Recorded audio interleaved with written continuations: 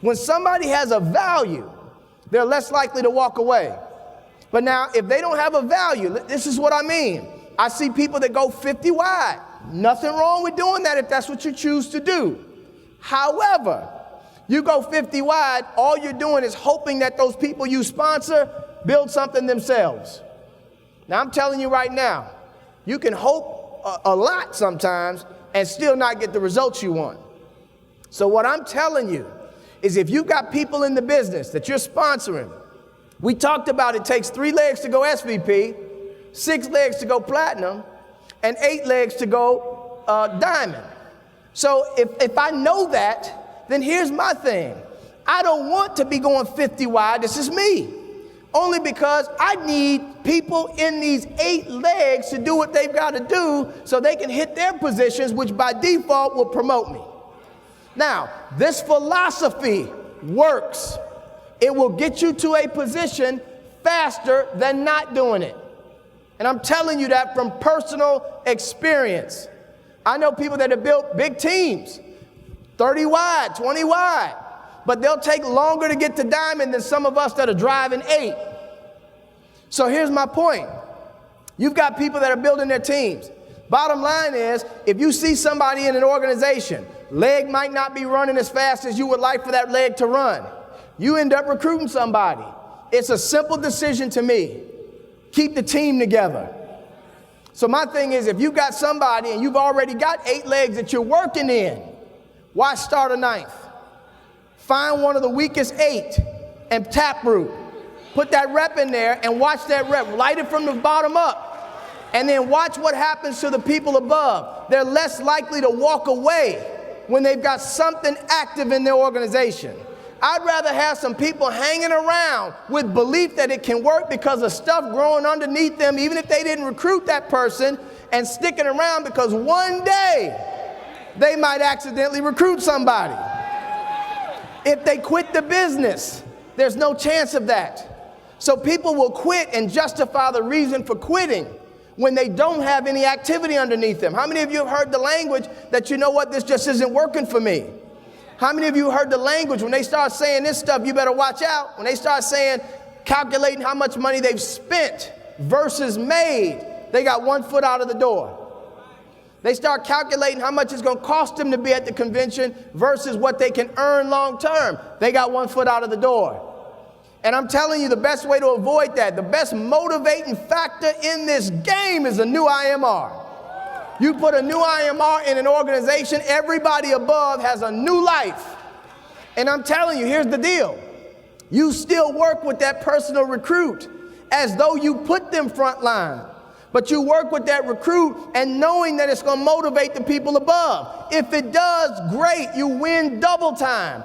If it doesn't, so what? It didn't hurt you one bit.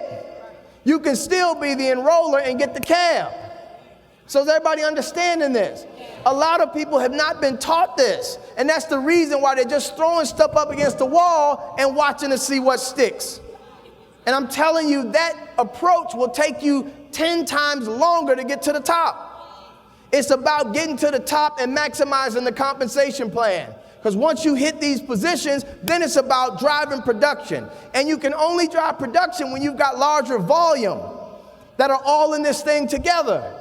So wouldn't you rather have 100, 200, 300, 500 people in the team all actively working? If they all recruited one person, you got 500 reps for the month. Is everybody with me? Versus you trying to find people that are going to only do stuff on their own. Look, it's great to find those people. We want those leaders that are going to independently run. But how many people actually do that? Most people won't do that. Most people will quit on their dreams. They're professional quitters. That's what they've been taught. We quit jobs. We quit relationships. We quit workout regimens. We quit school. We quit all kinds of stuff that we start. Fired up on January 1st. By February 1st, membership dead. You know the health fitness clubs get their biggest sign-ups January 1st? And they get the biggest fallout around March. People start realizing you got to really work out to look good. You can't just sign up. Same thing in this business. You've got to really build it to make money, to grow a team, to cut a cab, to draw a residual. You got to really build it. So I want you all to understand that if you can help somebody do that and at the same time help yourself, that's a blessing for everybody. Yes? So now, let's see what else Mrs. Pasha has up in here. First person you must lead is you. We've been talking about that. You've got to become the person you're trying to recruit. You've got to become that person because, look, people are going to do what you do, not what you say. They're watching. So you've got to become that leader that leads by example. Grow people and grow your business. Lead, don't manage. If you ask everyone to lead, no one does. Celebrate the success of your leaders, and the true test is how many leaders you have, not followers. It baffles me that sometimes I'm a little difficult to get in touch with because there's a lot of people that text and call and this and that, email, all kinds of stuff. But it amazes me that people sometimes give me the feeling that their business is at a standstill if I don't get right back.